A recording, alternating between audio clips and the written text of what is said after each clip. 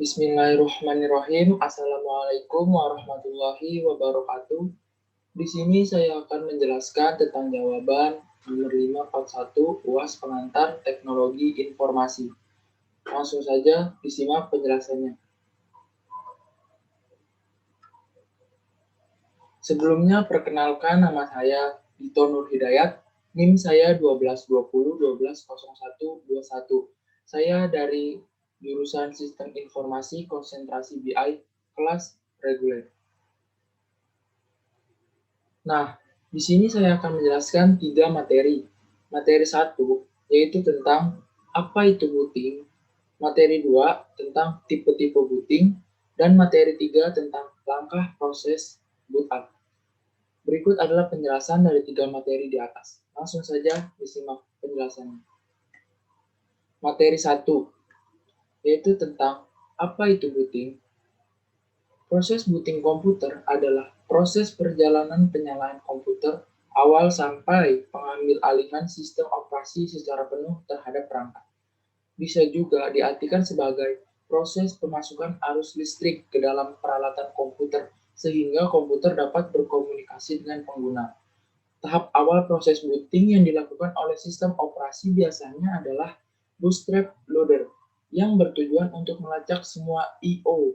I/O di sini berarti input atau output yang terpasang pada komputer. Nah, biasanya booting identik dengan BIOS, yakni Basic Input Output System, yang merupakan sebuah kode software yang tertanam pada sistem komputer. BIOS memiliki fungsi utama dan sangat vital, yakni untuk memberi informasi visual seketika pada saat penyalaan komputer.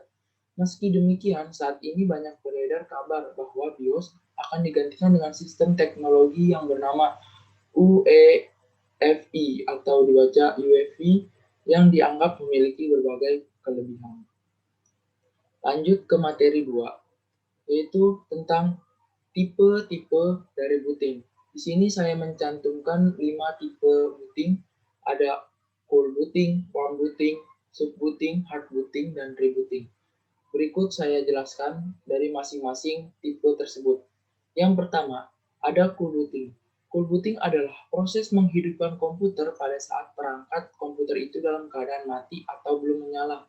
Inilah booting utama yang dilakukan dengan cara menekan tombol power. Nah, yang kedua ada warm booting. Warm booting adalah proses menghidupkan komputer di saat perangkat komputer sudah menyala dan teraliri oleh listrik. Proses ini sering disebut dengan restart.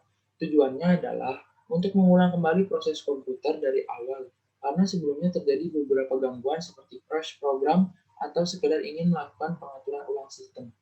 Nah, yang ketiga ada soft booting. Proses soft booting dengan warm booting cukup mirip, yaitu proses booting ini dikendalikan oleh sistem secara otomatis dan bukan karena kerusakan program. Nah, sama seperti tadi, semua komponen komputer dialiri arus listrik atau sudah aktif. Bedanya hanya saja soft booting dikendalikan oleh sistem secara otomatis dan bukan karena kerusakan program seperti warm booting tadi. Nah, yang keempat ada hard booting.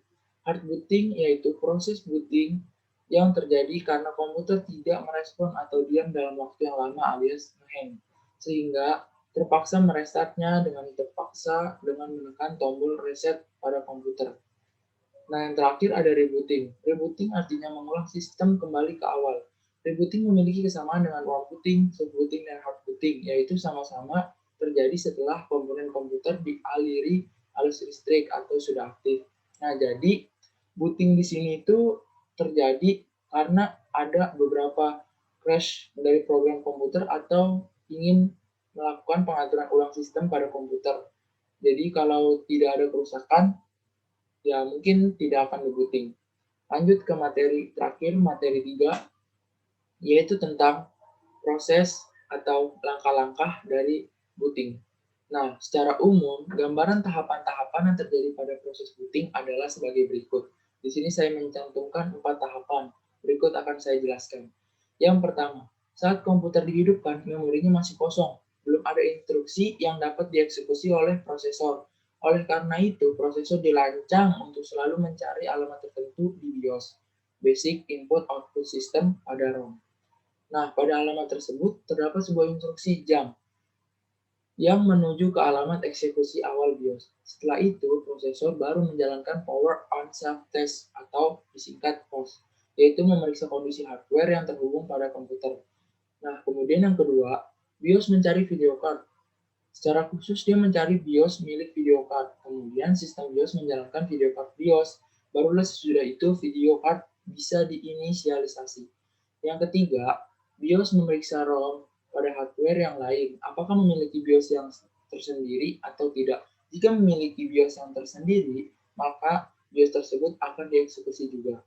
Nah, yang terakhir, BIOS melakukan pemeriksaan lagi, misalnya pemeriksa besar memori dan jenis memori. Lebih lanjut lagi, BIOS memeriksa hardware yang lain seperti disk. Lalu dia mencari disk di mana proses boot bisa dilakukan, yaitu mencari boot sektor. Boot sektor adalah sektor atau pusat dari booting tersebut. Nah, boot sektor itu biasanya berada di hard disk atau floppy disk.